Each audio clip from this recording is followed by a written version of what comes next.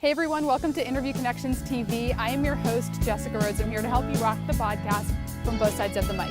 When you are interviewed as a guest expert on podcasts in your niche, it's very important that you have a call to action at the end of your interviews, which motivate listeners to do something that will bring them into your community. And there's two very important characteristics of a call to action that actually works. Number one, a good call to action is specific and easy to remember. If you are telling listeners to go to your website, to go to Twitter, to email you, to call you, they're not going to remember. People listen to podcasts mostly on mobile devices. They're walking through their neighborhood like I am. They are at the gym, they're in the car.